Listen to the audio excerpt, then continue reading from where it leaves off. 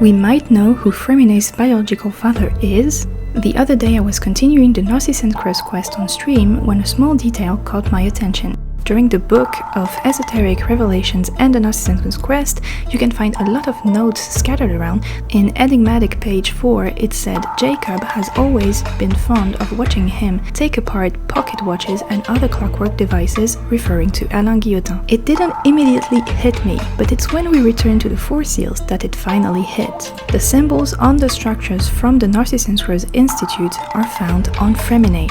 It's not just a tiny part, the entirety of his design revolves around that symbol and clockwork. In Freminet Character Story 3, it said that as a child he started to fix clockwork objects on his own, and the story spends a lot of time talking about how he repaired a clock, which sounds a lot like Alain Guillotin. Freminet never knew his father, he only knew that he was knee-deep in debt. As for Alain, not much is known about his life following the end of the Narcissen's Ordo and his retirement from the Maréchaussée Fantôme. We only know that he founded the Fontaine Research Institute and retired in his old age to his workshop.